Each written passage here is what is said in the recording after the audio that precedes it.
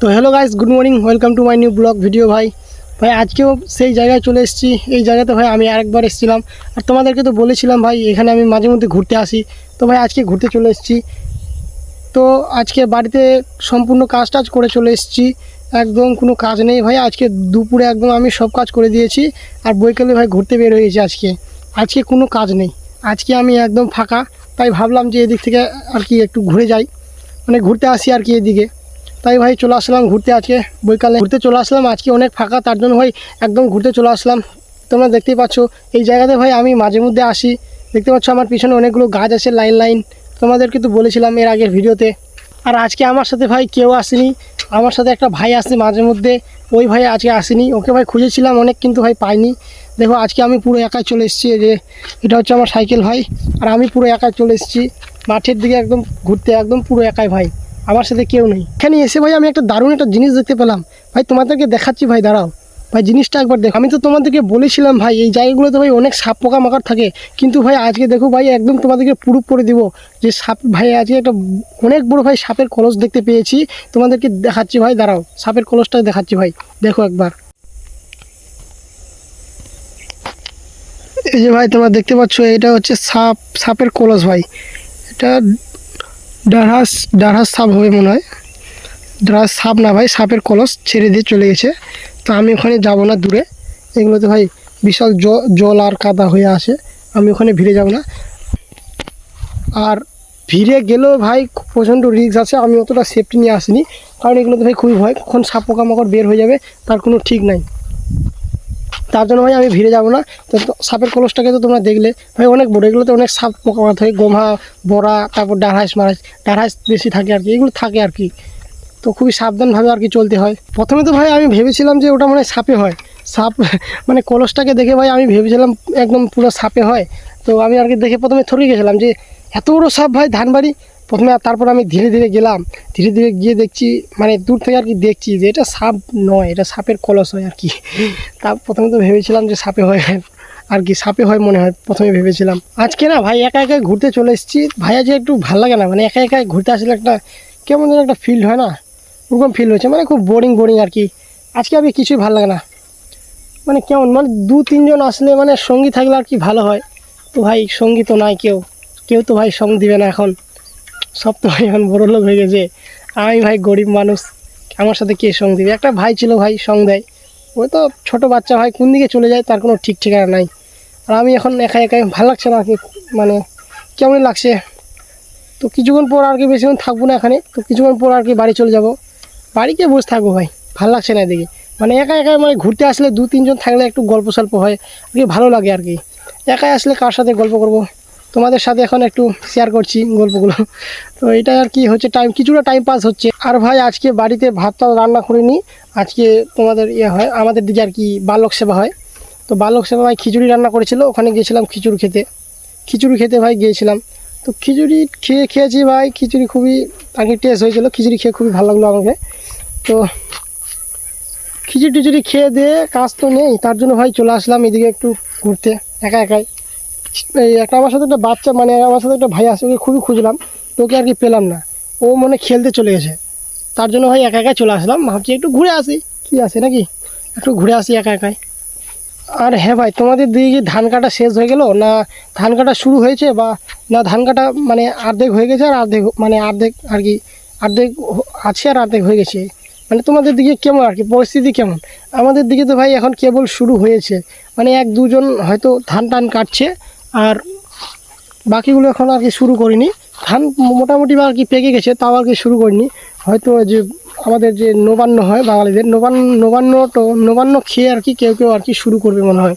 তার জন্য ভাই মানে থেমে আসে আর কি, যে নবান্ন খাবে তারপর শুরু হয়ে যাবে, মানে তারপর শুরু করবে আর কি।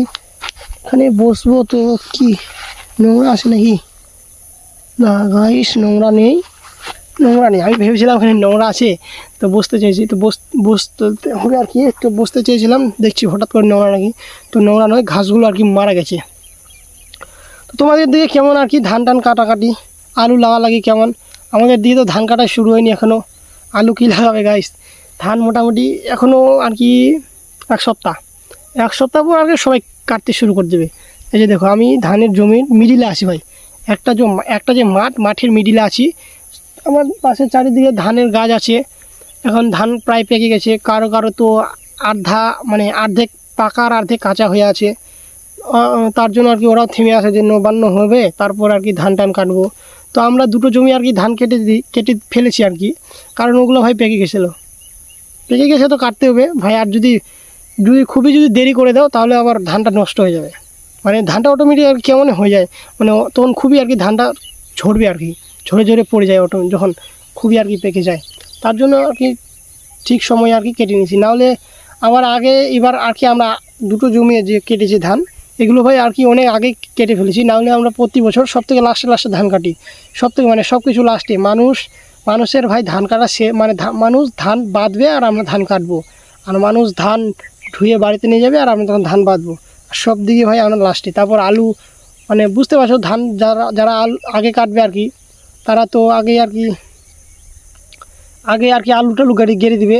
আর ভাই মানুষ আলু গাড়বে বা সার ছিঁড়ায় না, বা সার ছিঁড়াবে, তখন আমরা ধান বাড়িতে নিয়ে যাবো। তখন ভাই প্রচণ্ড অসুবিধা হয়, ভ্যানে করে মানে ভ্যান যে ঠেলার, ভ্যানে করে ধান নিয়ে যাওয়ার ভাই খুবই অসুবিধা হয়। কারণ ওরা তো সার ফেলবে আর ট্রাক্টর দিয়ে ভাই হালবে, মানে বাহিয়ে দিবে আর কি, তখন ভাই খুবই অসুবিধা হয় আর কি।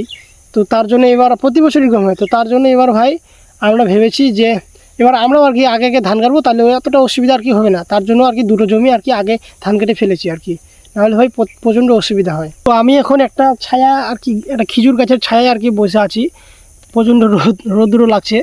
এই যে এখানে একটা খেজুর গাছ আছে, খেজুর গাছের ছায়া আমি বসে আছি। আর এই যে দেখো আমার সাইকেল এদিকে আছে, আর এই যে দেখো গাছগুলো, আর এখানে আমি আছি ভাই। এখানে একটু ভাল লাগছে বসে থাকার, মানে ভালো লাগছে আর কি। আমার মতো তোমরা কেউ এরকম ঘুরতে টুরতে বের হও নাকি, একা ঘুরতে বের হয়ে যাও? আশা করি তো ঘুরতে বের হও না গাইস।